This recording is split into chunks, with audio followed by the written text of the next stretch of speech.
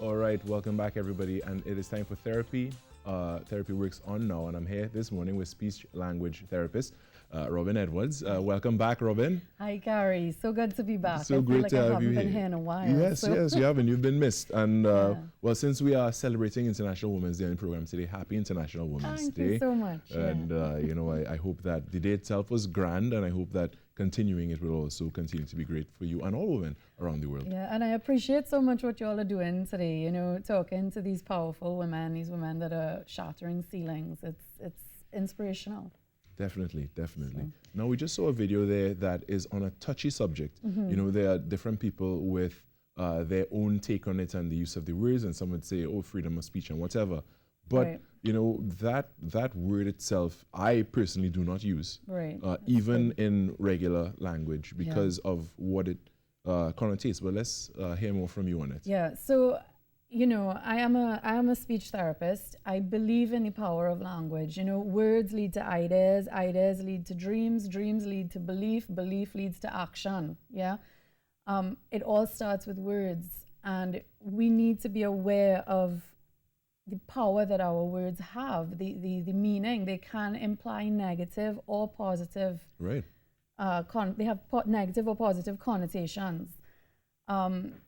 Basically, the word we're talking about today, we've all said, I know I'm very guilty of it myself until I got educated in why it shouldn't be used. Same, yes.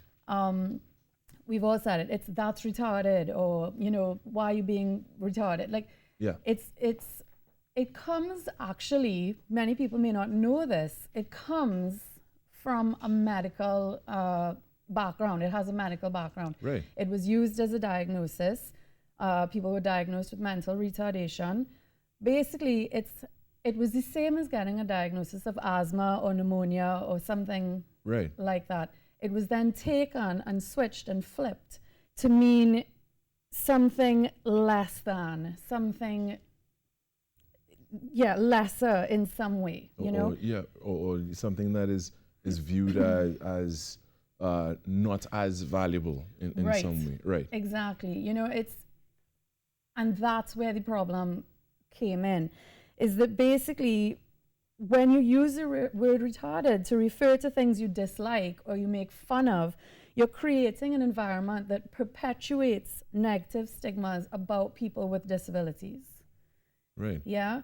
And there should be no negative stigma around somebody with a disability. No, they shouldn't. You know, you would probably, people are generally quite kind, and you would probably never directly call somebody with a disability that word, the R Right. word. But every time you use that word, it's a synonym for something negative, and the implication is there. You're putting them down. From your experience as a therapist, have you gotten feedback from a person with a disability who had heard that word not used directly toward them, Right. but they've heard it used to describe something negatively?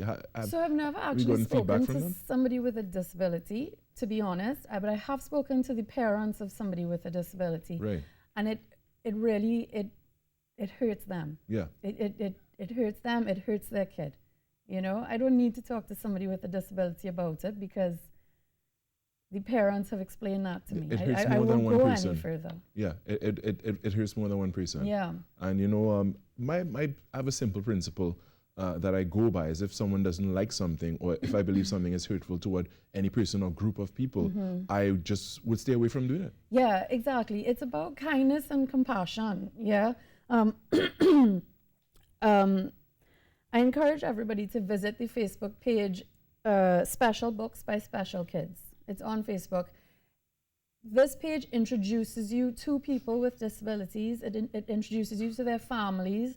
It allows you to understand the joys, the struggles, the day-to-day lives that they live. Right. If we can understand people with disabilities better, we will begin to realize that different does not mean lesser.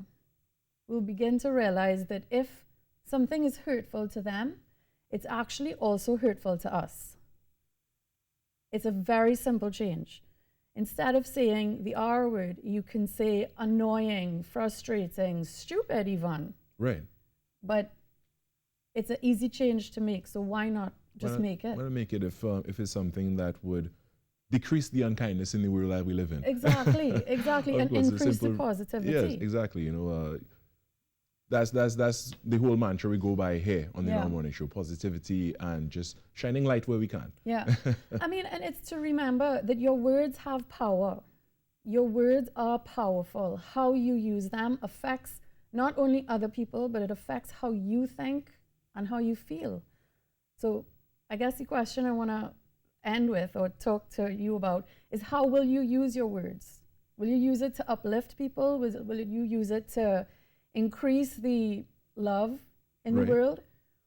Or will you use it to keep pulling people down and keep reminding people that they're different than you are? Right, and that's a rhetorical question that goes out there to everyone who is viewing this morning. Definitely. Wherever you are. And of course, I want to thank you for joining us again. Yes. This again is a touchy subject, and I'm passionate about it. Yes. It's a topic that I care very greatly about, and I think that's why I get touchy about it. Yeah, but I think also the solution is very simple. Yeah, it is. And so it really is a no-brainer, really. Yeah. yeah. It is. It's very, very simple. It's just change your word. Yep. Change your word you use. Yeah, exactly. For some people it may take some practice, but again, it's not something that is a Herculean task. Yeah. As the PACER Center I think they're in Minnesota, said, let's make the new R word respect. Let's make it respect. Respect other people, respect what they care about, respect what they feel, respect their personal journey. Let's make the new R word respect. And I love that, and it's a great way to end this morning, Robin. Put some respect on that name. There you go. All right, Robin. And for now, we are going to take a short break and come back with a little more. We do have inspiration coming up next, so stay with us.